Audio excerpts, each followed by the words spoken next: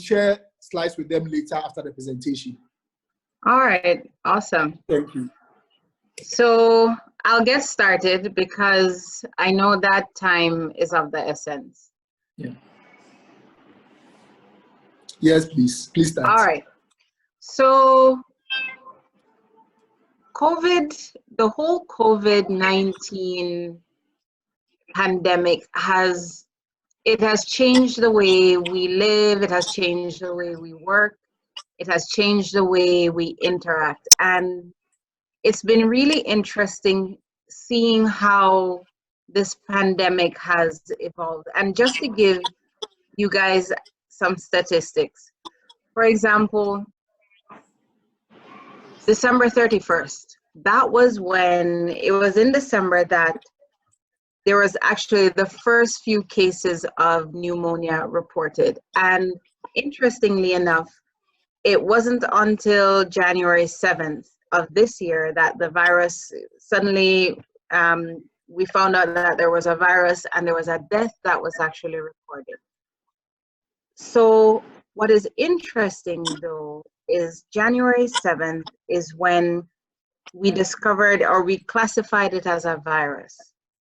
By March 7th, 2 months later, we had 3,500 people who had now died from the virus and 102,000 people across the world that were infected. March 13th is when we got reports that it was in Ghana. But from March 7th, when people were, we had the 3,500 people that were died, to April 15th. So just in the space of a little over a month, we went from 3,500 people dying and 102,000 cases to now 2 million cases. So 102,000 cases to 2 million cases and 128,000 deaths. So that was April, mid-April. Now we are mid-May and we have over 4 million cases and over 291 months. Life has changed dramatically, and even so much so that there are words that we are using today that we never had to use even in January. Things like social distancing. Who knew about social distancing or even use that term in January? Like those words, it didn't really exist.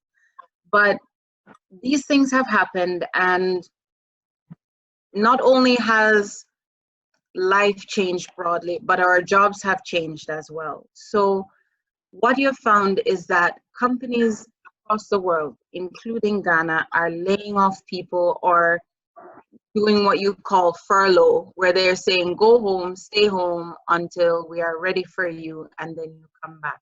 So you find a lot of people are losing jobs that they had, and through no fault of their own. This is a case where you're a good employee, you're doing everything that you need to do, but suddenly there's a business where the owner just can't afford to pay you, and they can't afford to pay you because they're not getting any clients. So there are people who are on the call today. Most of you are staff of businesses like this. Some of you are employers. You may have your own small business, whatever, but we're all affected. And today, what we really want to talk about, if you are an employee primarily, what is the way forward? So 5 short tips. Number 1, do not panic. And I've put here that you should prepare and not panic, because a crisis is a crisis is a crisis. What does that mean? What it simply means is that if you are prepared, it doesn't really matter what kind of crisis hits you. You will be better able to face it. So if you think about a crisis for somebody before COVID-19, a crisis could have been a medical emergency. It could have been a car accident. But at the end of the day, all of these crises have a financial impact. It will hit you financially, and you need that money to protect. And if you're prepared, so if you have the money somewhere, then suddenly the crisis isn't so bad. There are some people, Albert, who have, in times like this is when, because they have money, they are now investing in businesses that are weak and that need bailouts, or they're buying up things, they're buying up stocks, they're buying up all kinds of things. If you think of Warren Buffett, a famous investor, that's how he became rich. Every time a crisis happened, he went and he bought and he bought and he bought and he bought. So it means that even though something is called a crisis, it does not have to affect you financially if you are prepared. And that's the essence of it. Because if you are prepared, then suddenly you are not making decisions out of desperation. You can actually sit down, think, and make the proper decisions. So number one is prepare. And I'll talk a bit about how you can prepare shortly, but don't panic. That's number one. Number two is you have to be willing to change, to meet the change. So with COVID, it has pushed us, one of the main things it has done is it has pushed us to our homes. We've been told that we can't congregate. So churches have closed, clubs have closed, hotels have closed, airlines have stopped flying. All of these things, so all the things that people used to do for fun is gone. And so as a result, you now have to change. If you're an employee, you have to change. So you may find that what is happening to most employees is that some people have been furloughed, so they don't have a job right now. They're not getting any income. Other people, they have a job, but their pay has been reduced. So either salary has been reduced or, you know, allowances have been taken away. Some people flat out have been laid off. And unfortunately, there are some companies that as soon as COVID hit, they took the advantage to lay off people, even though technically the reason that they laid off people wasn't COVID. It was too soon, and we all knew it. But you know, they cite COVID as a reason to lay off people. Nonetheless, what do you do as an employee? What you have to do is you need to then start asking, if I don't have a job or I don't have all the income that I had, what can I do that's different? Can I start a side business? Is there a skill that you have that you can use, maybe that you haven't even been using, but it's a skill set that you have that you can now use and start to do something. So maybe, for example, you are really good at, let's just say Excel. And can you now start to do training in Excel for people, even though you haven't done it before? But can you take the knowledge that you have, the skill set that you have, and use it to get money some other way along the side to help supplement what you have lost? You need to look at, you know, you may have a job. A friend of mine, for example, one of my classmates growing up in Jamaica, she moved to New York and she's been an airline hostess ever since we left school. But because all the airlines have shut down, now she started driving Uber instead, because life has changed, but you still need to eat, so you still need to pay your bills. So whatever situation you find yourself in, you will have to adjust.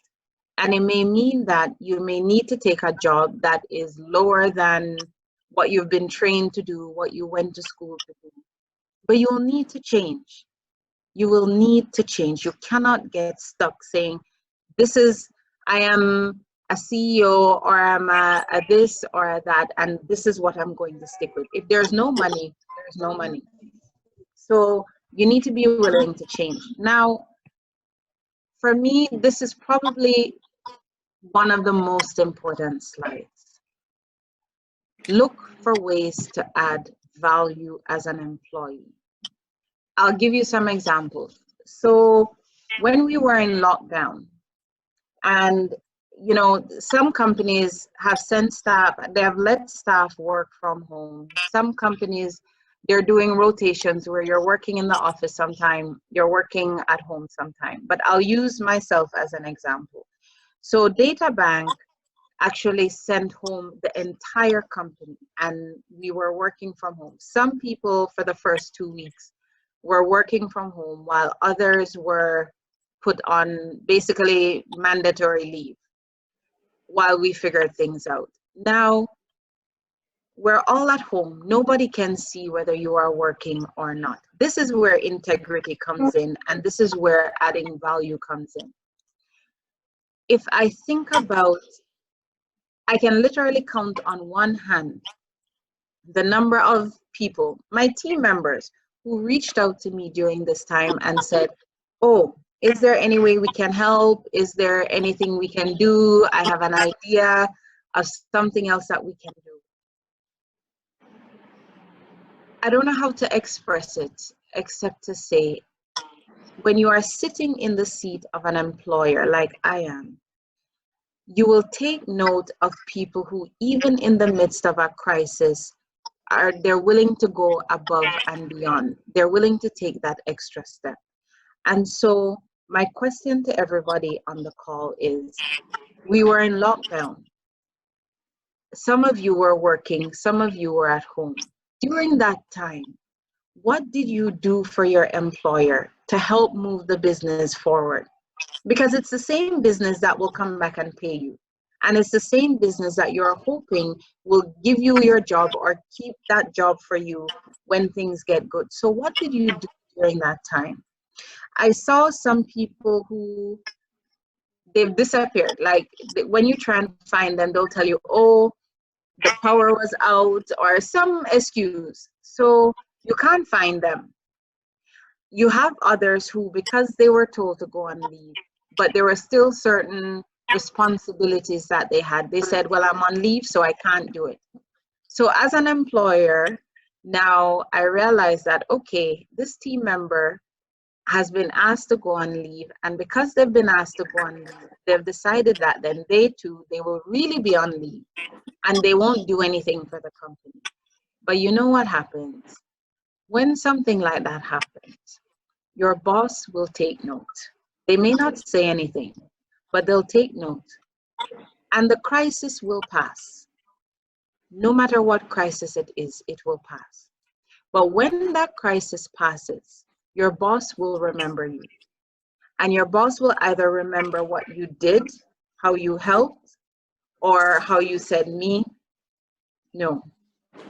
And that's the most important thing, that in the midst of crisis, your true character will come out. And make sure that the character that is showing is the one that will help move you ahead. Because don't think that because there's a crisis, it gives you an excuse to now suddenly say, this is not my job, or use that as an opportunity to show that, you know what, you are willing to do even more. Because I promise you, any boss that you have will always appreciate somebody who will try and push them ahead. So that's number 3. Number 4 is build your digital capacity. So simply put, what this means is COVID again has forced us to go digital. Look at where we are. We're all in our respective homes or somewhere, and we're doing Possibilities Conference for the first time. At DataBank, our Possibilities turned 5 years this year. Yeah. DataBank turned 30 this year. And we had one of the founders, we had planned to have a Thanksgiving service for our 30th anniversary. And we at first canceled it because we couldn't get together. And then one of the founders said, no, we need to still do it, and we should do it electronically.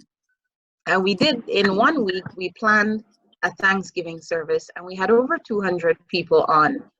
And we did the full Thanksgiving service from beginning to end.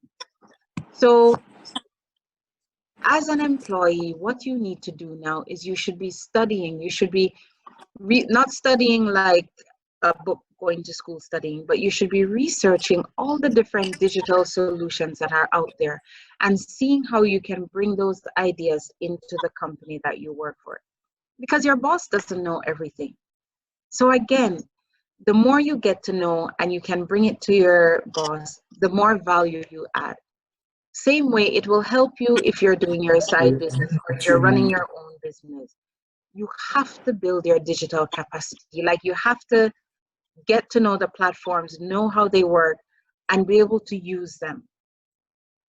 If you don't, you will get left behind, because where the world has gone digital and there's no turning back this time. My last point is, as an employee, as a person, you need to have an emergency fund. And that comes back to my first slide about preparing and not panicking.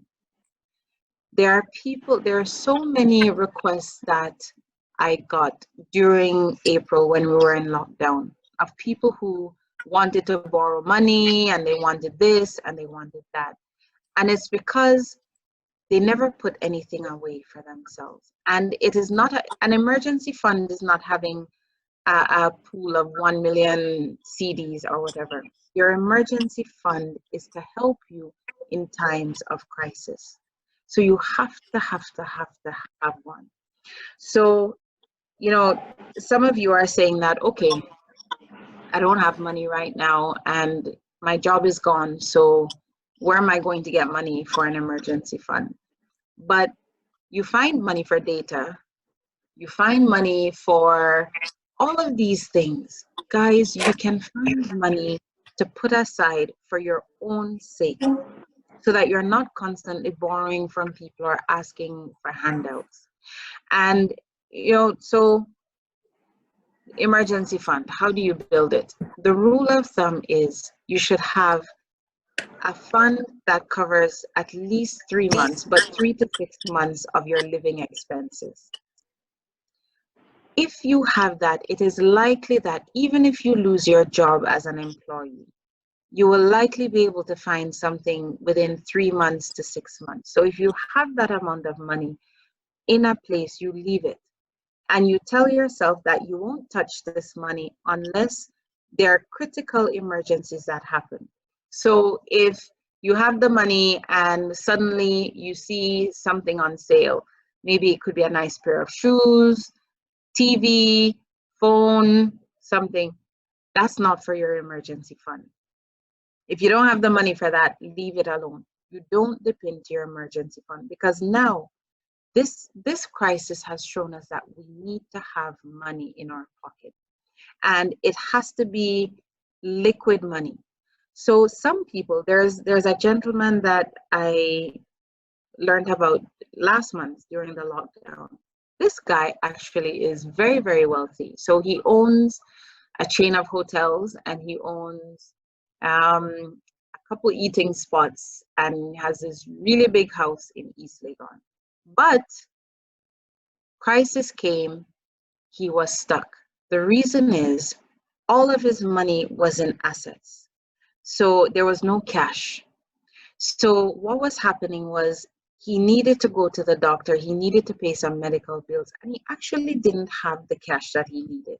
He was rich, but he was cash poor.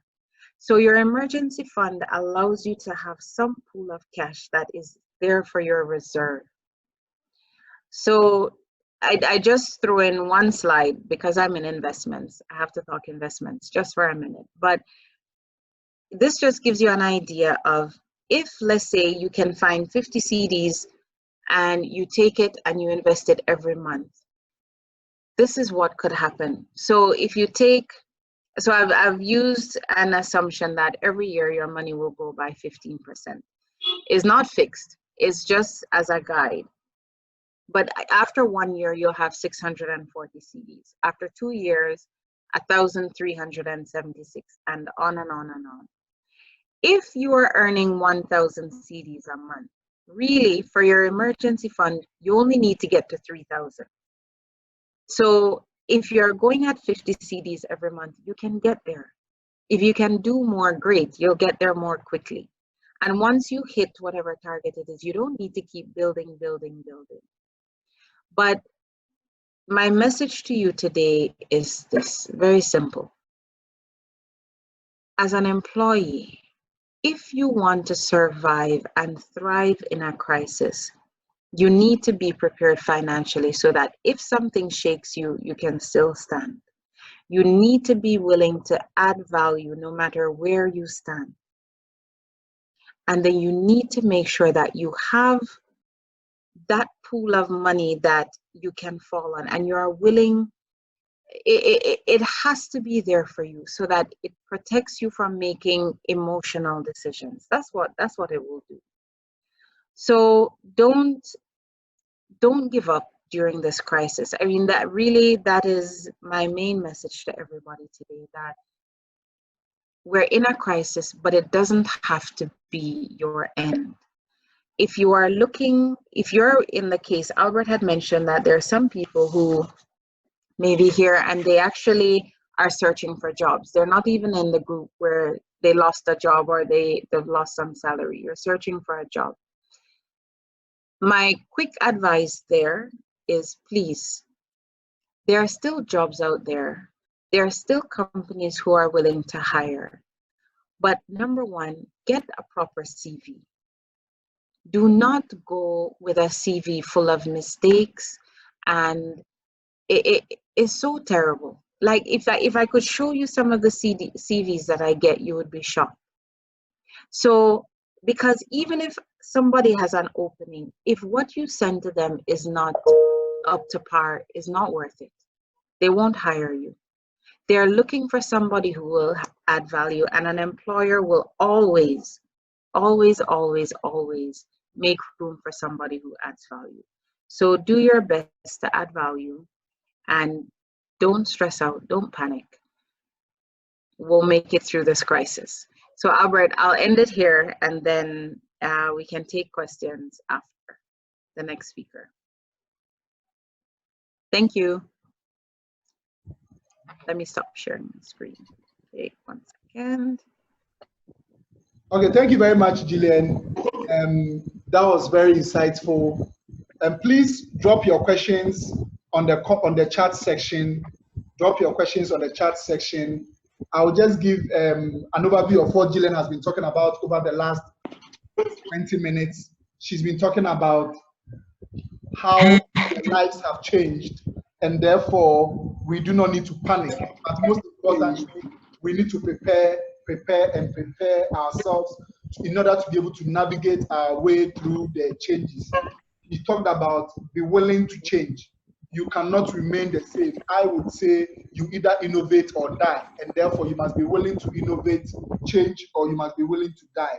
The third point she talked about was live, add value to yourself as an employee, add value to yourself. Adding value to yourself, your company must find you more useful. Your company must find you having multi-skilled, multi-talented in order to be able to do a number of things. And that would be of help to you. Then she talked about the fourth point, build your digital capacity. You cannot at this time say, for example, I'm a salesperson and I don't know how to use all the digital platforms to sell. You need to be able to find a way of navigating your way of using the digital platforms in order to still remain relevant to your employer. Then finally, she talked about having an emergency fund. And the reason why it's so important to have an emergency fund is the fact that should you be asked to leave, should the organization ask you to resign or they can't pay you, what it means is that if you do not have an emergency fund, then you don't have any savings to rely on. You've been virtually spending all your salary. So she recommends that it's an opportunity, or it's critical that at this crucial hour, we begin to think about having an emergency fund, and most importantly, investing part of the incomes that comes into our hands. More importantly, next week, Wednesday, Gillian will be back on this platform where we'll have the finance and investment section. She's one of the speakers for that section, and she will throw more light about 3 critical accounts everybody needs to have. You don't want to miss that section. Come next week, Wednesday, for the finance and investment section. But whilst I still receive your questions, I would like to welcome our second speaker who is already online. Our second speaker who is already online.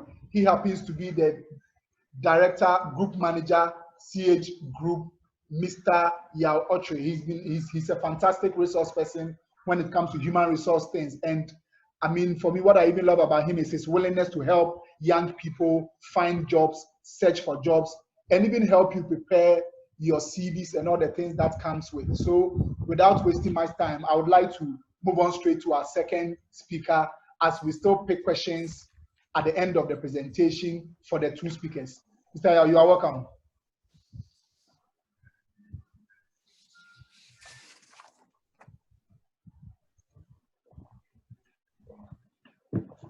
Welcome, sir.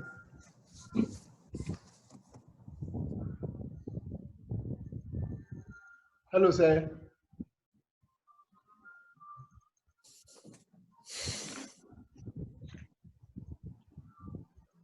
Welcome. Thank you.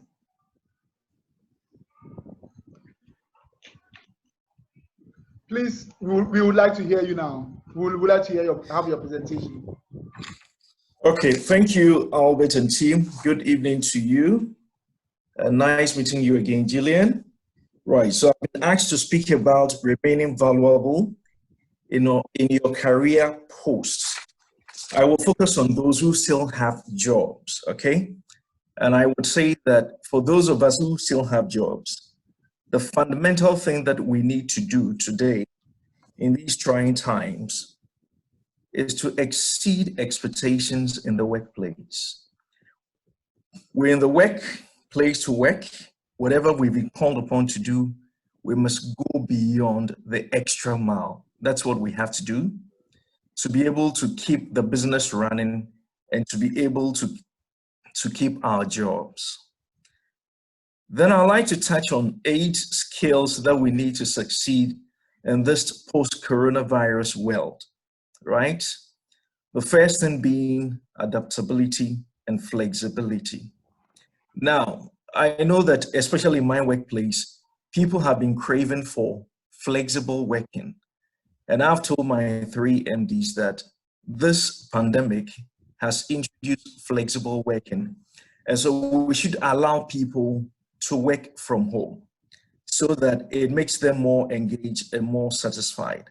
And so as an employee, it is important that 1, we adapt with the new changes in the workplace, that we are more adaptable and flexible as employees. The second thing that we need to do or to have is being tech savvy, okay? We need to be tech savvy. So with the introduction of artificial intelligence, robotics, data analytics, and the Internet of Things, we need to know how to use all these systems and platforms in the workplace to add value to the workplace. The third thing is being creative, creativity and innovation, and then collaboration, right? So during this period of the pandemic, if you have been listening to the news, you know that Incas Diagnostics, in collaboration with Tech, KNUST, has developed a test kit, a diagnostic test kit for COVID-19, right? So it's showing their creativity part of them. And then another group in Tech, the engineering department, has also developed a low-cost ventilator to support COVID-19 care. So as employees, it is important that we are creative and we are innovative so that we can add real value to our businesses and to our companies. Then I'm sure that you've also taken notice of what Casapreco has done.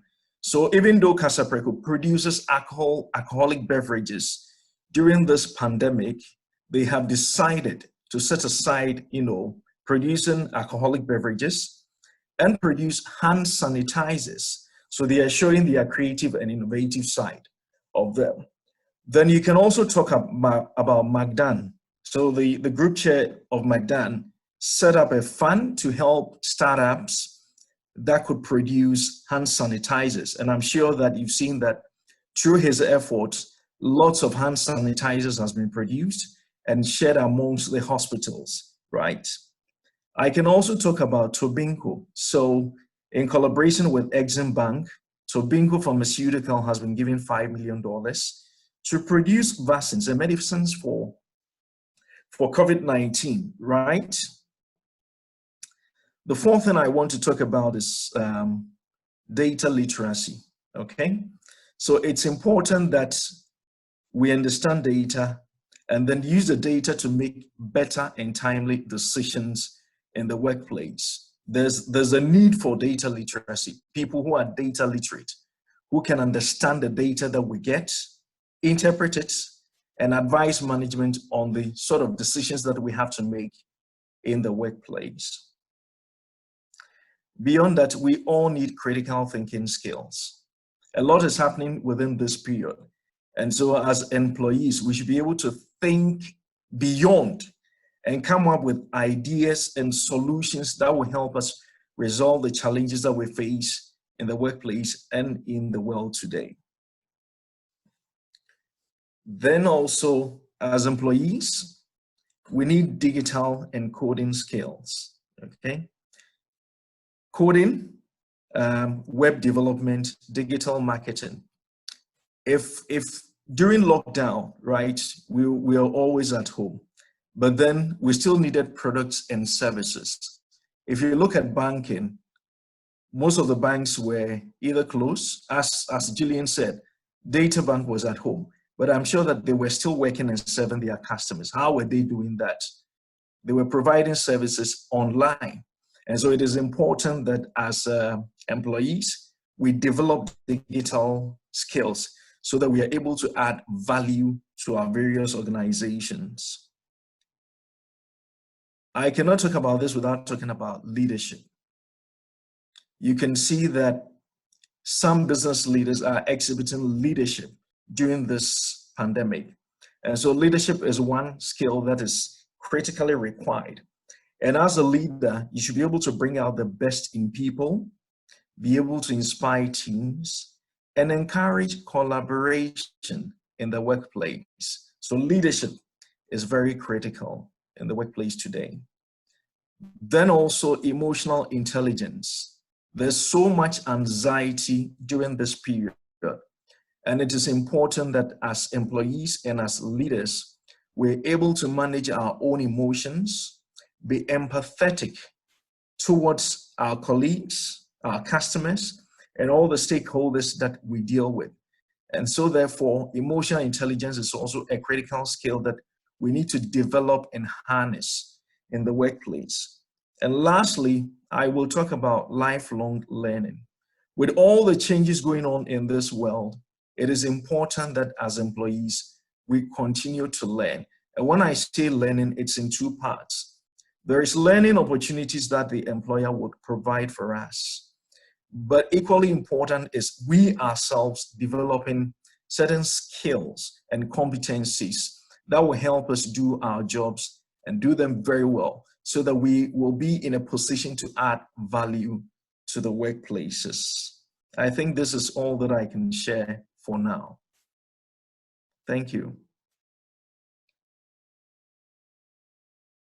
Thank you very much, Mr. Yaw-Otwere, for such insightful thoughts. I would like to remind you all that this is Possibilities Conference being put together by LEC Group in partnership with all our partners, making it possible for us to have our 5th anniversary edition. This is the second in the season. We've had the first edition on Wednesday, and today we are looking at careers and how we can navigate our careers. If there's someone on the platform called Leila Coase, kindly if you can accept people who are joining in at the back end. Leila, you are currently the host now. Please accept people who are joining in. I was logged out of the platform, but Leila Coase, kindly accept people. So Mr. Yaw-Otwere was talking about adaptability and flexibility during these times. He talked about being tech savvy. He talked about leadership and a number of other useful pointers that as employees, if you will still have an opportunity to be working, then you can use these strategies to navigate yourself to the top. At this time, I would like to hand over to George. I would like to hand over to George to moderate the Q&A session. George, take over from me. Thank you, Albert, and a big thank you to Gillian and Yao. Such splendid and intellectually stimulating presentations. We are grateful. To start with, Derek Blankson wants to know from Gillian, and I'll quote him verbatim. He said, "How can I prepare myself to be unique and relevant as a young accountant graduate after COVID-19?" So I think this was directly at Mrs. Hammer. Derek is saying, how can I prepare myself to be unique and relevant as a young accountant graduate after COVID-19? And while Mrs. Hammer is trying to respond to Derek, another one from Teresa. Well done, Gillian. Insightful from leadership point of view, adding value, adjusting to change, and how do we prepare for future crisis? So I think you take Derek's one first, and then you take Teresa's second. All right. Well, I am not sure Teresa had a question, so I'll just acknowledge her and say thank you for your feedback. That's very nice. For Derek, my response would be that really, Derek, in my opinion, the principles are the same whether we are in a crisis or not. So if you ask me, assuming that COVID wasn't around and you had asked me that same question, my response would be the same. And so my advice to you would be, one, if you want to come to a company, you want a company to hire you, and you want to be relevant, the first thing that you have to do is you have to get to know the company. So from the standpoint of an employer, I interview a lot of people, as Albert had mentioned earlier. And one of the questions that we always ask is, tell me, what do you know about the company? Who is the CEO? What kind of products do we sell? What services do we offer? Derek, if you can't answer that question, you won't get in the door. That's number one. So you need to know the company. You need to know the industry. You also need to know whether there are any professional courses that you need to do that are relevant to your industry. So take the investment industry that DataBank is in. If you want DataBank to hire you, you can have a degree, that's great. But if you don't have the industry designated course, which is the Ghana Stock Exchange course, I won't hire you. So it is up to you to learn the courses and the education that is most relevant to your industry. And that is what you need to get. Even when you are in university, you start doing some of these courses. Then when you get the job and you are working, learn to do your job very well. The worst thing that you can do is get in and do just enough. And it's clear to everybody that all you're doing is marking time. So work is from 8 to 5. By 4:50, you've packed your bag, you're ready to go. We see, and your employer will see. And one of the things that I always say is, when you are in a job, people make the mistake of only working when they think their boss is watching. Your co-workers are watching. Other leadership people are watching. And there will come a time when a job opportunity may come up, or the opportunity for promotion will come. And people who are watching will now speak. And if they don't have anything good to say, it doesn't matter what degree you had, what courses you had, your integrity at that time will speak louder than anything else. So when you get in the door, learn your job really, really, really well. And then as soon as you learn your job really, really well, you start learning ahead of that job. That's how you stay relevant. If you only do just enough, nobody will have time for you. I won't. But that's my answer. So hopefully you've heard, and you will do what it takes to make a good impression in your job. Thank you. That's it. All right. Thank you. Okay. Thank you so much. I think that for now, we have effectively. There's one from Galaxy S8. Whoever this is. It says, "Good presentation, Yao. I'm in agreement with your shared views.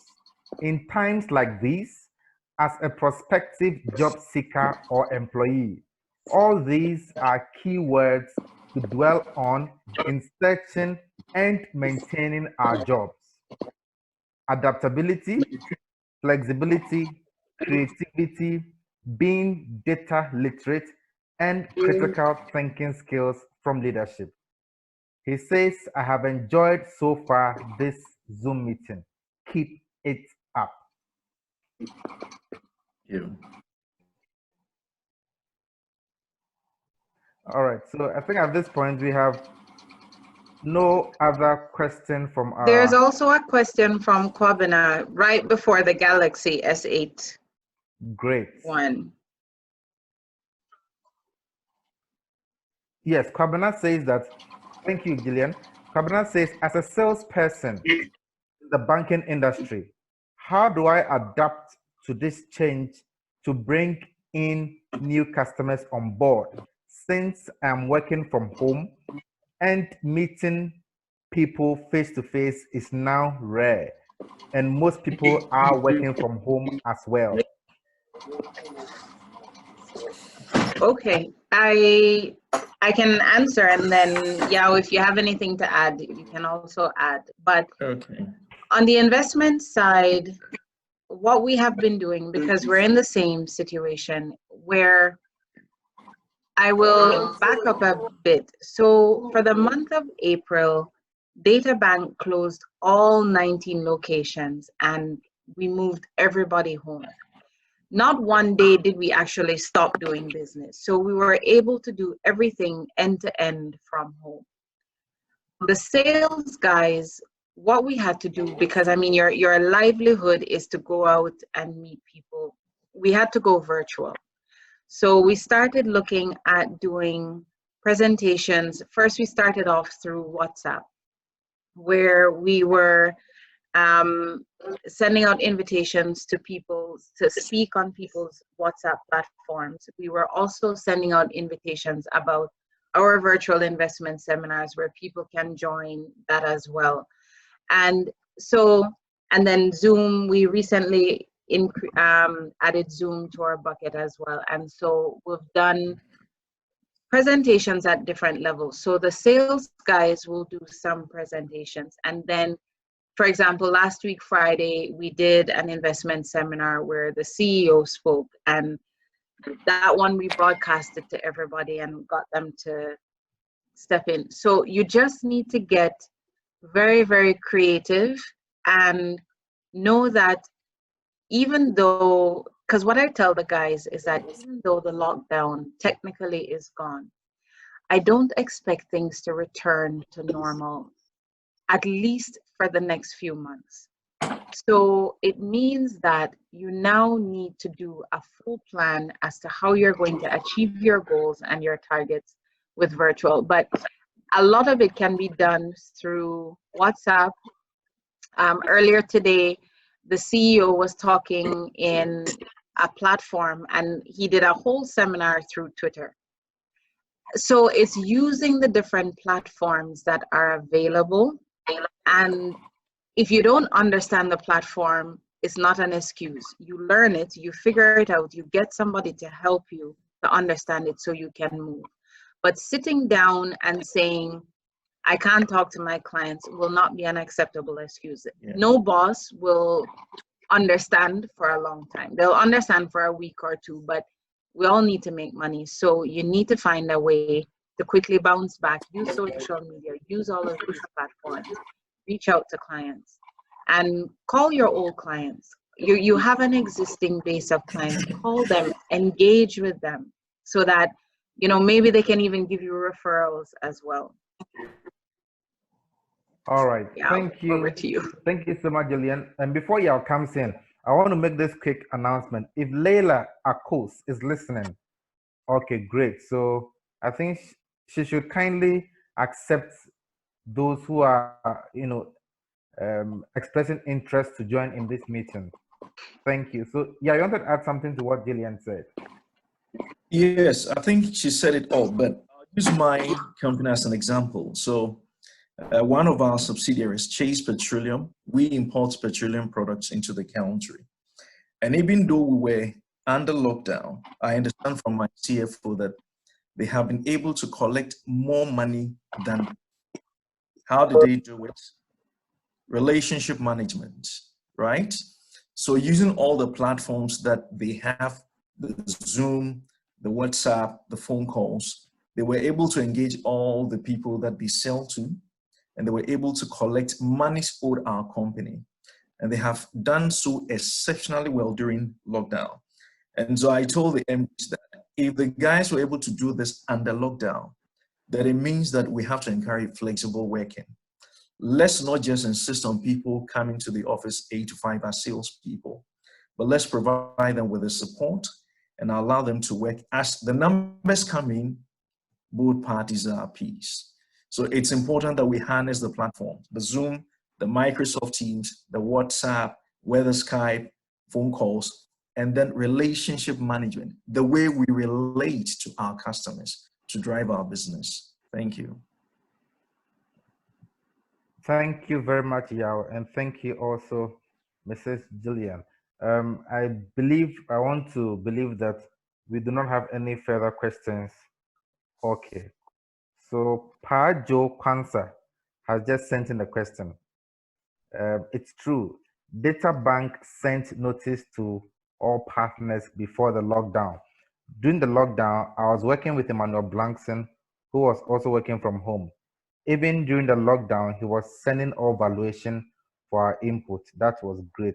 I think this is a praise report by Pajo for Data Bank. Thank you very much, Pajo. We appreciate it. I have a question. I don't know whether Gillian or Yao will want to answer the question. One term or one phrase we keep hearing every now and then since the inception of this COVID-19 pandemic has been the new normal. So it's almost like many things we were not used to from now are going to be the new ways of doing things. Yeah. That brings to bear the function of adaptability in what Yao mentioned in his presentation.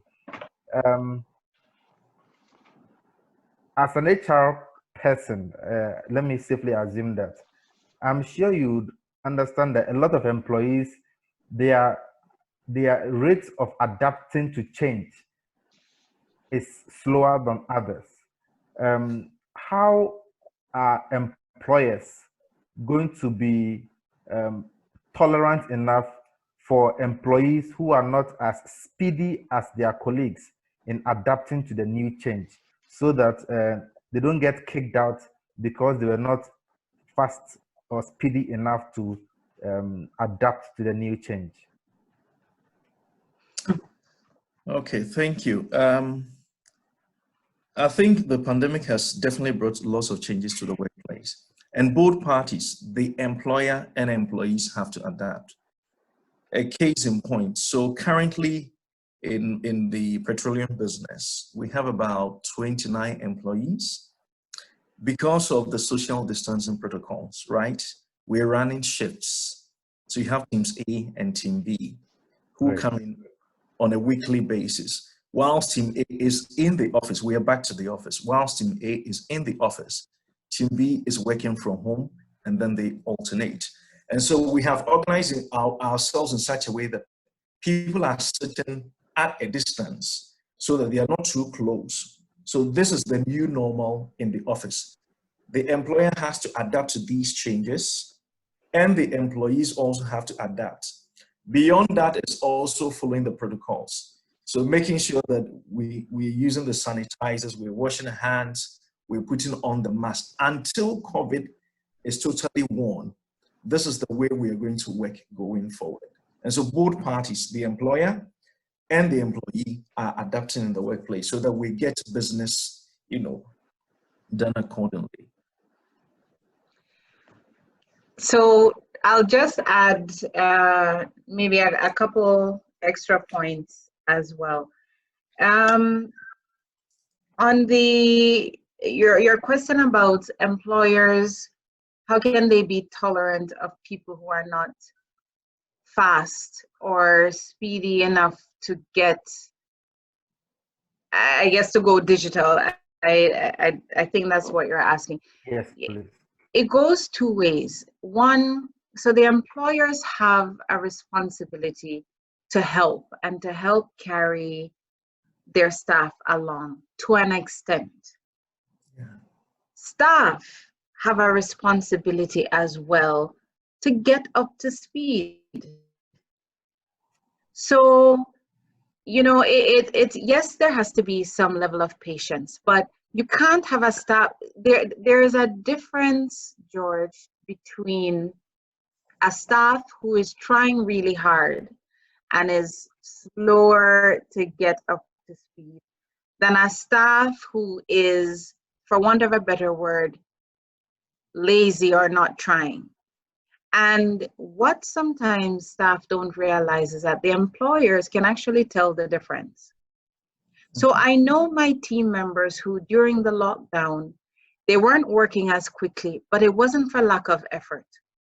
And I know the ones who were working and could have done more, but they chose not to do more. So I will always be more patient with the ones that are putting in the full effort. So what I'm saying there is the extent to which your employer will be patient with you has a lot to do with your attitude and your work ethic. If your work ethic is questionable, the level of patience or the extent of patience will be likely minimal. So there's a responsibility on both sides, but no one party should sit down and expect the other party to do everything. It won't happen, and it's not fair. I mean, this whole conversation is directed to people who are employees. You're an employee today, but I always say one day you may become an employer of others. And if you ask yourself whether your current attitude today, if you were to take that and to take the way you work, and imagine 20 or 30 of you in a company that is now working for you, would you be happy with that? If you're happy, great. But a lot of times, if we're really truthful, we wouldn't be that happy if we had people like us actually working for us when it's our money now that's on the line. So the tolerance will be there, but it takes two to make it work. And just a quick point on the new normal. Because we have been pushed heavily towards going more digital, one of the things that I think we need to be conscious of is how to monetize that. So, even the young man, Kwabena, I think, who asked a question earlier about him being a salesperson, it's not good enough to just do a presentation on WhatsApp or Zoom or something. You still need to think further to say, okay, what can I do to translate whatever virtual activity I'm doing now into a sale or something, into an account being opened, something like that. And that's the part that is, I think, quite difficult for a lot of us to get, whether we are business owners or everything. Even LEC used to have all of these programs physically in physical locations. Now, Albert will have to figure out, and the team will have to figure out, how do we monetize this virtually? That's the same challenge that the schools have now, where schools have moved online because all the schools are closed. And the parents are saying, your experience is different, so now I should pay less or something. So you need to find a way to link in this new normal to now translate your virtual offerings into money. And that's the gap that I think is still there, where we're still learning. Everybody is still trying to figure it out. But that's one of the things that we really need to do, and do quickly, because if not, you'll go virtual, but you'll still starve because you won't have closed the gap between your virtual activity and making money from it. Thank you very much, Gillian. I believe that Albert our is audience talking on Instagram. Yeah, George, I have a question for Gillian. So Gillian, in trying to assess who goes home, what's the criteria? That's one of the questions we received before this meeting. Who goes home? Who goes home, as in that could be home in terms of rotation, or home in terms of furlough. Home in terms of dismissal. In terms of what? I can't pay you. Yes, I can't pay you. Go home. Like, we are ending the contract. What would be the criteria for making that decision? Honestly, the answer may vary depending on the person giving it. For me personally, it will be value. I will look, if I have to choose between two people, I will look at who can do more, who is better equipped to do more, regardless of where they are, who is the one who will likely, even at home, be still thinking of ideas and everything. So I had a situation, Albert, where just this week I was talking to somebody on my team, and I said to the person, the person came to say, oh, we're back in the office, so now we're going to go and have this conversation. And I looked at the person and I said, I don't see why you had to wait to come back to the office to do it. We're at home, but we're still working. So my point is, if I have to choose, this is where degree doesn't matter, certificates don't matter, none of that matters. What you are looking for is, if I have to choose between two people, where will I get the most value? It's a value conversation. So as an employee, you have to add value, and it has to be your way of life, that at every opportunity you are adding. So you try and make yourself indispensable. And that is not attached to a title or a level. Because, Albert, you can have somebody who is national service, who comes in and makes themselves so indispensable, you would rather keep them than somebody who is permanent and has been there for 3 or 4 years. And that's what people don't get. They think that just because they've been here longer means that they're entitled to stay. Some employers will do that. I will never do that, because it's about value. So if I was an employee and I was on this program and I was listening, I would go by value and work my way by value, so that depending on the kind of employer you have, whichever way you cut it, they'll choose you. Thank you so much, Gillian. Yao, I have a question for you. So for those of us searching for jobs, where do we find jobs now? Do you have suggestions on how we could still find jobs? Yao. Right. So there are quite a number of recruitment agencies around Accra. You have Jobberman, you have Empower, you have Zomelo and Associates. If you go into Google, right, and you enter recruitment agencies, it will come up with a number of lists of, and then you can sign online and put your profile. But just as Julie said, you need to work on your CV. If I find errors in your CV, I put it aside. If you're a graduate, a fresh person from university, and you have a 7-page CV, my CV is 2 pages.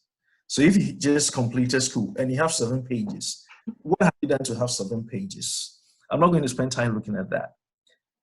Beyond that is having a LinkedIn profile and setting your job settings on LinkedIn, so that when employers put jobs on LinkedIn, an email is sent directly into your inbox, so that you can go and have a look at the adverts. And then if you think that you meet the criteria, you apply for those. You can also find jobs in our dailies. I mean, daily graphic, and I see jobs and I refer to friends. So also check the dailies as well. And then ask friends. Sometimes not all jobs are advertised, right? Because of time limits. So we would ask around, get some CVs, and then either interview people. So these are some of the ways that you can find jobs. Beyond that too, you can do cold calling and volunteer. Instead of staying at home, right? You can also volunteer, whether for NGOs or for people like ourselves and database and the likes. You go to the HR departments and ask them, maybe you have finished university, you're good in this, you would want to do some 3 months internship or something. If they can accommodate you, they will take you on. And when you get in there and you exhibit the right attitude, and if there is an opportunity or a contract, they are open to sign you on contract, a 6-month contract, a 1-year contract. And as you work, you develop the skills that you will need to go full-time into the work environment. Thank you so much, Yao. Thank you so much. Gillian, I have a final question for you. Then we would have Stephen Essien giving us his opinion about this. We'll also have David Ganesha also making a comment to this discussion. There are a number of other CEOs who have joined into the discussion, and we would acknowledge them. So Gillian, my question to you is, how would the recruitment process change going forward? How would recruitment process change? Will it remain the same, or employers will now be looking at certain things more now? How will it change going forward, Gillian? Okay, it will, it's going to change quite a bit, Albert, on a number of different levels. For example, many employers now are going to even look at the terms of their contracts that they give to employees going forward. Yeah. Because now you have to now look at, okay, should another crisis hit, what is our policy in terms of reducing salaries or allowances? Like, what are the triggers for that? So it will change in terms of how employers draft employment contracts going forward. That's true. It will also change in terms of even the amount of interns and things they can take. So this, like now, we're going into intern season.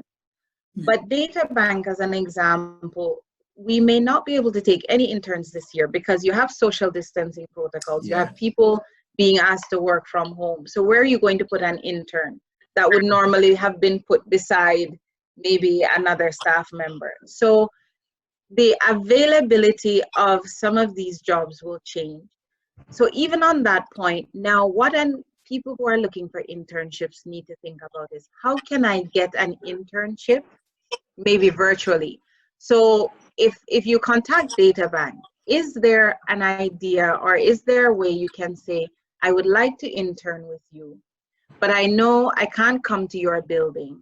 So here's what I can do virtually, but it still counts as an internship over 2 weeks, 3 weeks, 4 weeks. We'll have to get that creative. In terms of looking for people that you're hiring, the skill sets that you are looking at will also change. So definitely employers are going to now look at your range of computer skills, your knowledge of social media and all the various platforms that there are. It will become a given. So that, I think, is probably very critical, because one of the weaknesses that I have seen on many CVs is of the young people coming out of university. They don't have computer skills. They don't know Word. They don't know Excel. They don't know PowerPoint. They don't know any of these things. So on their CV, they will put something like, when you talk about computer skills or interests, they will put email as an example. The moment you see that, you know they don't know anything, because email is not a skill. Email is a given. Like, seriously, it's a given. Yeah. So even the words that you put on your CV can tell the employer that you don't know what you're talking about. Mm-hmm. So you have to, and you cannot wait. Even people who are employed. Just today, I was talking to one of my team members again. And I said to him, I was working on putting this project in Excel. I haven't done any major Excel class, but the kinds of formulas I can do would shock you. But I Google it. I know what I need to accomplish, and I go to Google, I type in, how do I do this? And I learn and I move. Too many people are sitting down, Albert, and they're not being willing to learn. So when you come to an interview, for example, Excel will be a foundation skill. The employer will say, all right, what is your knowledge of Excel? I've done it. And people have told me, oh, their knowledge is good. So I say, okay. So if I ask you, so I'm going to say, all right, I need you to add something in row A, row B, and row Z. What formula would you use? If they can't tell me the formula, I know they don't know. So this is where, going forward, Albert, you will not be able to fake your way through it, because the employers themselves have had to learn more, and now they will expect you as the employee to know more. So get it together. The time that you have spent at home on lockdown, use it to Google and learn all of these things. You don't need to be in school to learn them. You don't.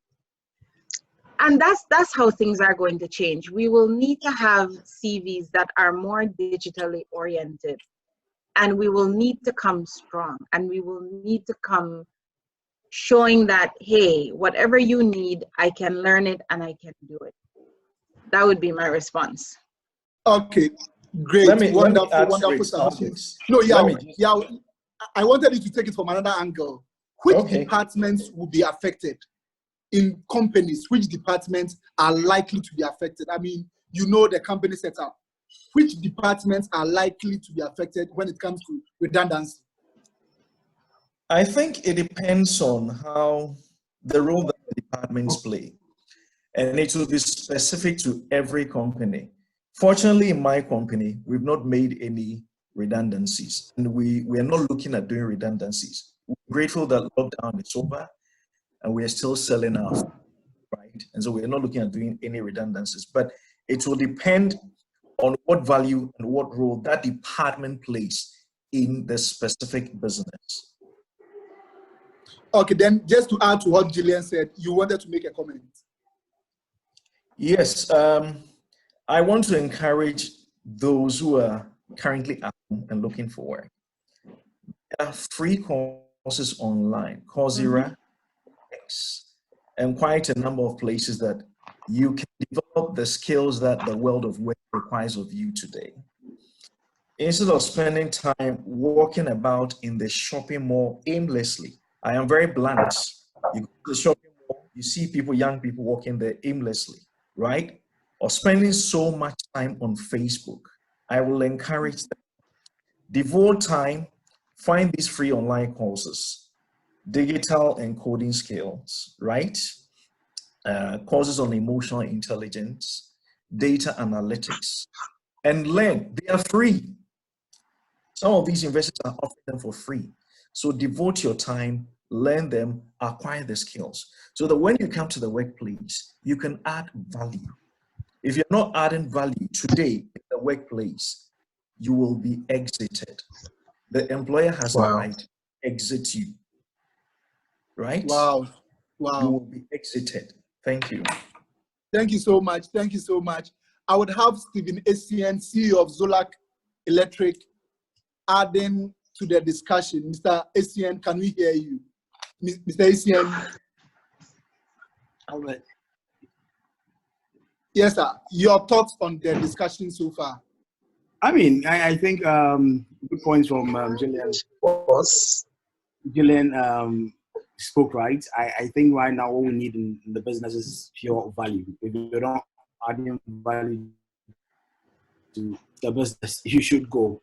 We're not making revenue. I will speak straightly from commercial angle. Revenues are not coming in as expected. Cost is the same. The best way to be in business is to reduce your cost. You can't determine when revenues are going to come. And one key thing that we want to do, every CEO, if they talk about cost, first is people. You check on people. People who don't add value will definitely go home. Let me tell you, there's 5 weeks of lockdown. All right, we went 5 weeks of lockdown, and I have not heard from some staff at all. The company was able to live all right. The company was able to, we were fine. Do you think I need these people again? No. Straightforward, I called HR and said, these 13 people, they need to go because the business is running on autopilot without them. There are people we can't do anything about. There are people every morning we need to speak to them, critical stuff. So if you don't have value, if you don't place yourself in a place where, if even you are not a service person or a call center and you're a security man or something, but the company depends on you to survive, you are safe. But if not, you need to start looking for a new job. Than that, after the pandemic is gone, we will change the way we operate and things will affect. Thank you, Mr. ACM. Just to ask you one question. So would it benefit some people in the organization, some employees? Would some employees take advantage and be rewarded? Are there room for promotions at this time? Exactly. I'll use myself as an example. I've just promoted my IT guy because now everybody's working from home. He needs to make sure all IT systems are working. Quickly, I need to ring-fence him. We've increased his salary to make sure he's doing more. Nobody goes to the office. As of now, although Ghana lockdown is over, my company goes to the office. There's a car that pick him in the morning and take him to the office. In the evening, a car drops him home. PPEs that we bought PPEs for him. We've done. Now he's feeling good. He's like the CEO of the business. He's on tax now. So in such areas, and he's happy. He's growing. We sat down. We developed his career plan, and I said, "Stay with me through this this period, and this is what I'm going to do for you." So opportunities to come. If you avail yourself for it, boss, I think you will grow during this period. Thank you so much, Mr. ACN. We have Mr. David Ganesha-Tete on the line. David Ganesha-Tete is an investment banker, and I would like to pick his thoughts on the discussion. Mr. Ganesha, good evening. Mr. Tete Ganesha, good evening. Good evening, Albert. Thank you for joining. I was hoping I could stay in stealth mode this evening by just listening and quietly going away.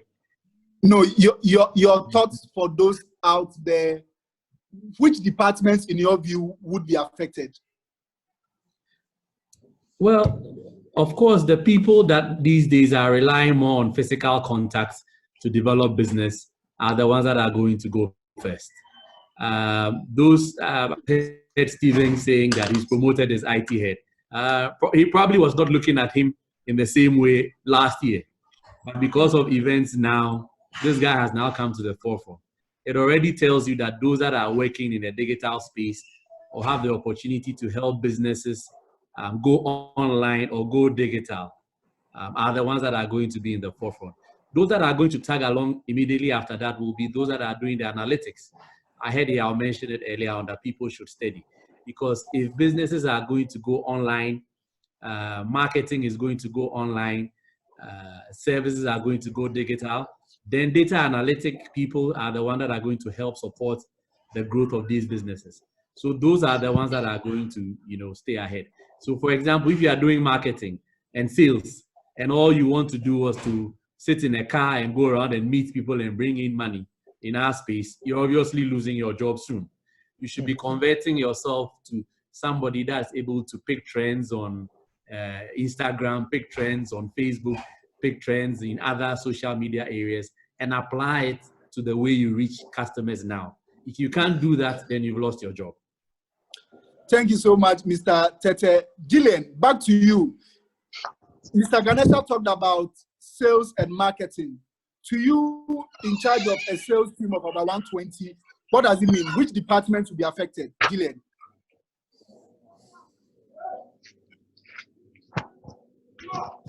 Hello, Gillian. You need to unmute. Sorry. Hello, Yes, so can you hear me now? Yes, I can hear you. Mr. Tete was talking about the fact that sales and marketing will be affected. From where you sit, will sales and marketing be affected? What would it require other departments to do, or people in the sales team to do? Okay, so what we have had to do is, and it's, for me, it's a dual thing, because one, sales and marketing is my team. So I need to make sure that as much as possible, I can protect their jobs by helping them to re-strategize so that they still bring money in. So I can't just say, okay, they're sales and marketing, so you know they have to go. So as I had mentioned earlier, so that we've had to basically relook at how we reach out to clients. And the conversation that we're having now is not only how are you reaching out, but how are you converting your virtual activities into sales so that we can still justify that you are bringing in money. But this is where I think more than anything, as an employer, one, you have to have patience, not for the employee per se, but patience for the situation. And two, you have to back up your decisions with data. So you have a lot of companies that used COVID as an excuse to let go of employees very quickly. And, you know, but as a company, you have a responsibility to say, you should know your numbers, that if, for example, sales fall below this point, our expenses exceed this point, this is the time that we will need to move and either lay off people or something. But you can't just do it on rhetoric where, oh, we're going into lockdown, client foot traffic has dropped, so let's start letting go of people. You can't do that because you can't justify it. So in this case, for me, the onus is more on the employer to say, you need that point where you know, this is the point we've come to in our business where we actually need to now cut costs. Because for many companies, and even Yao said it, the lockdown actually helped them even more than it hurt them. So, like DataBank as an example, it actually, we were in a better position after the lockdown than even before, because yes, the client traffic dropped, but because we had digital platforms that we could move clients to, business still went on. So one, it's not about just saying, okay, you know, the sales department needs to get let go first. You look at, one, how much, where do we need to get to before we even make that decision? And then when you get there, if a company hits their sales department first, it's a foolish move, because if they're the ones bringing in the money and you cut them off because you are scared, you will regret it when it's time to rebuild. So you are much better off working with the sales team to see how can you reposition them to bring more money in. But you don't react by getting rid of them. Nonetheless, what you need to do as well as to make sure you keep your job is look at how you can also cross-learn skills. So you can be in sales, but maybe if you are good at IT or you're good at something else, you can start helping in another department to show that you actually have skills that are transferable from one group to another group. So fine, the business may not need me in this capacity, but hey, I have another skill set that I can offer to you until we can shift back to the first thing. So to me, there are a lot of things that feed in, but again, from the employee standpoint, it is what can you do for me as an employer? From the employer standpoint is how well do you know your business and your numbers so that you are making decisions you can back up and say, guys, and be transparent about it. So if you, Albert, have a business and you know that you, let's say on an average month, you are bringing in, let's say 10,000 CDs, but you know that the moment the business falls below 5, then we have to make changes. You can tell your employees, guys, as long as we're above here, we may need to trim, but we don't have to touch people.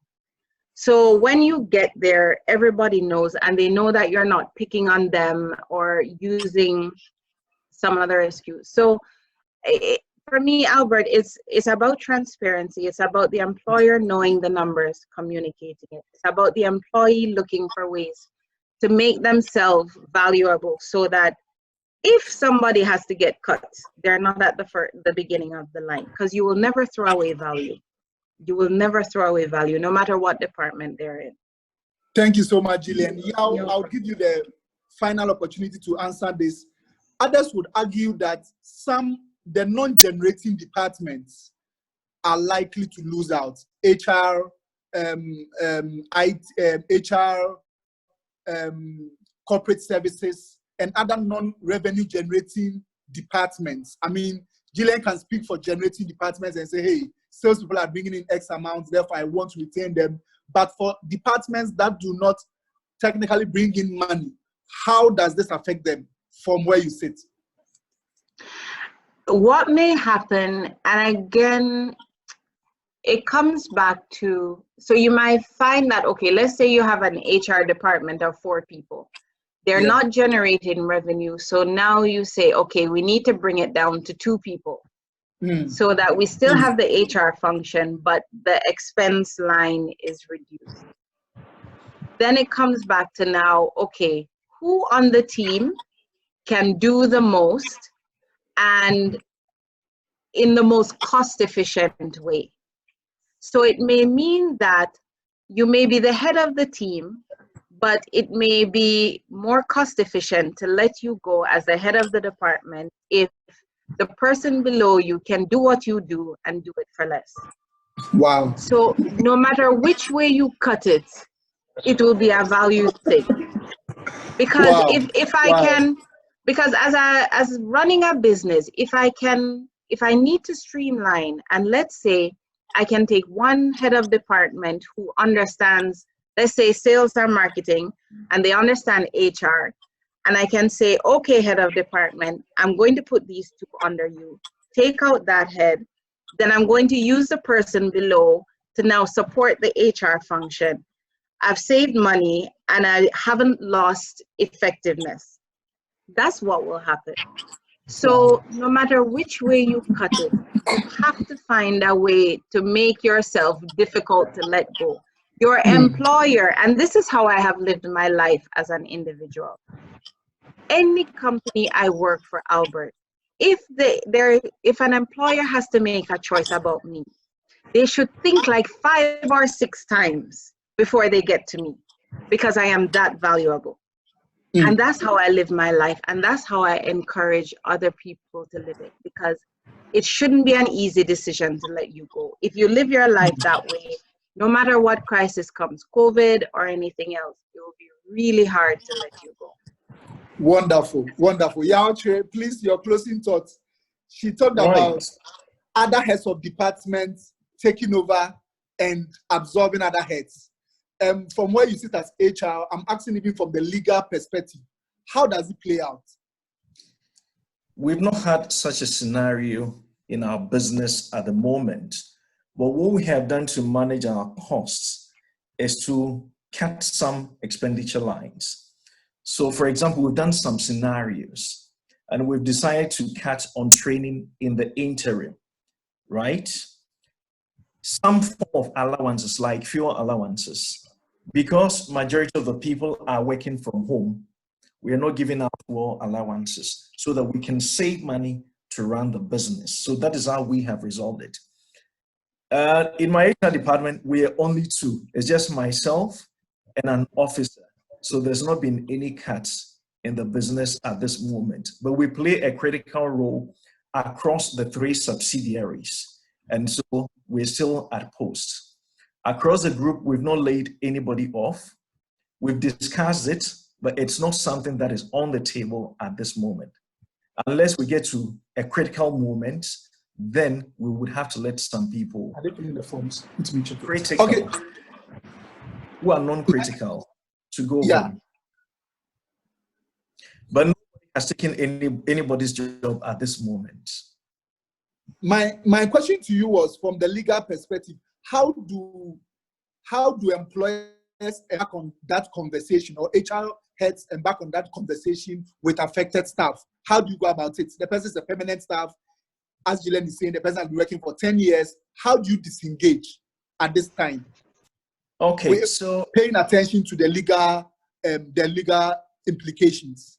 Okay, so I will take it from two angles. One, from a redundancy point of view. I've spoken to our lawyer, and she's explained to me that if you have a clause called force majeure, okay, force majeure in employment contracts, then during pandemics, you can release people without paying them anything.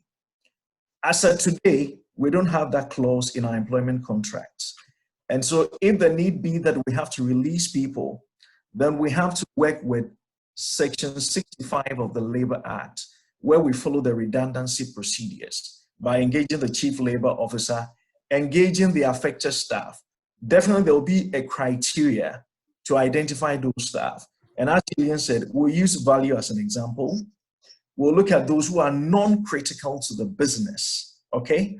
Or we do a selection, and there'll be open and honest engagement with the staff, because you need to show empathy to the people who are going. The people remaining are watching, and there's something we call the survivor syndrome. If you don't treat the people going very well, it would affect the people who stay behind, demotivate them. So it is important that you engage fairly in a transparent manner before you release people to go out of the business. And let's bear in mind that COVID is a temporal thing. It will pass and businesses will go on. So we need to really think and plan ahead before we start letting people go off.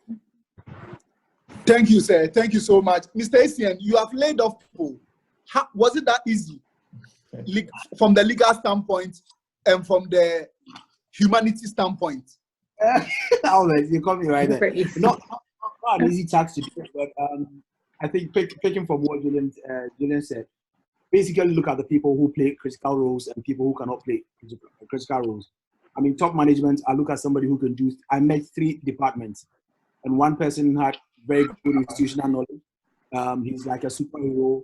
He has more or less poked his nose into every department. He knows everything. I mean, sometimes you can ask the department head about something. So, let me check with my colleague.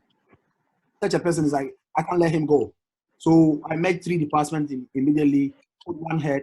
There are sub-supervisors. I look at the sub-supervisors, 3 each from all these departments, 9. How many do I need? 6 is okay. 2 can handle each. 3 people need to go. And constantly, because every month we do employee dialogue or performance dialogue, we know the people who are strong, people who are not strong. So immediately we let those people go. For the sales department, a big Excel sheet, look at performance and cut off. I mean, the sales department, Gillian will bear with me, it's 20% that carries the entire target. The rest of them are weight people. We cut the people below 50% who are not achieving their target. We cut them off. And the people who are remain, you have said something that is important. How do you motivate them to give out their best?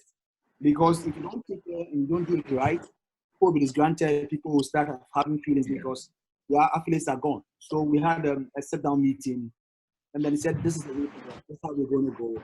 What do you think? Are you ready for it? Don't be scared. We're not going to catch it. At least for the next 3 months, 6 months, we are together in this. Let's fight and make sure we rise above the storm. And we're fine to go. Thank you very much. Wow, wonderful thoughts. This is Possibilities Conference, brought to you by LEC Group in partnership with all our partners, making it possible for us to host the 5th anniversary edition. This is the 2nd in series. The 3rd series would be on Wednesday. That's the finance and investment. And we'll have Gillian Hammer again and David Ganesha taking us through how we can invest, save, and plan for crisis like this. Before we end today's edition, please, we've shared with you the assessment forms to help us assess today's program. Go to the chat box and click on the Google Docs link there and help us assess today's program. Michael Asante have shared it to everybody on the platform. Help us assess and improve, and for us to get better and better by the day. Gillian, I would give you the final comment, then you let us have your social media handles and how we can get in touch with you. From you, then I'll go to you also for how people can get in touch with our resource persons. Okay, my final comments would be, one, to thank everybody who tuned in for tuning in, and I hope that they will take advantage of everything that they have learned and put it to use. Because there are too many times we hear things and then we say, oh, it was great. When you do your Success Africa and everything, and you will tell them, take the number of the speaker. People will crowd around you, take the number, and then you never hear from them again. And so my encouragement to everybody is, take advantage of what you've learned. Sign in for the next issue. Take notes, like take actual notes of what you are hearing so you can reference it and do something with it. And more than anything, as an employee, you know, do more. Like, always seek to exceed, whether you feel you are getting paid well for it or not.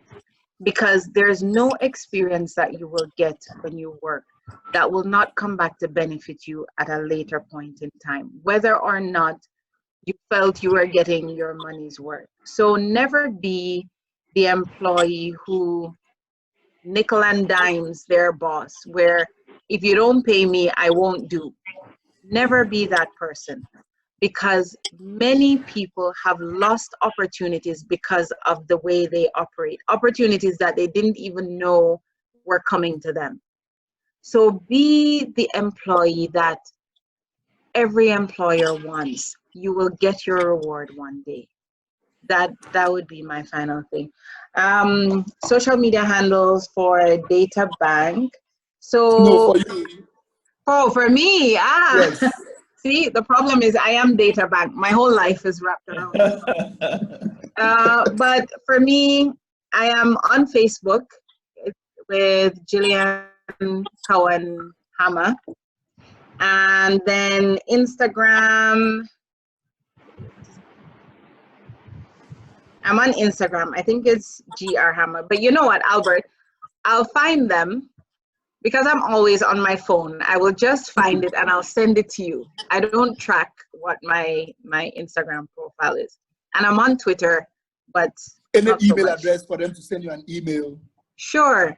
My email address, I'll give my Data Bank email because that's the one that I check all the time. It's Gillian. So you can see my name anyway by my picture. So it's the first name, Gillian, dot, last name, Hammer, at databankgroup.com. Send me an email. I will do my best to respond, but it may not always be quick as you may like, but I will respond at some point. And but it was a pleasure. And Albert, keep it up. 5 years of possibilities is good. Well done. Well done. And Yao and Stephen and David, thank you for your wisdom as well. Thank you. Mr. Yao, your email address and how we can reach you. Right. You can reach me via LinkedIn. I'm live on LinkedIn. And so yeah, LinkedIn too. I'm there. Yes. Just search for Yao Osotri and you find me on LinkedIn, right?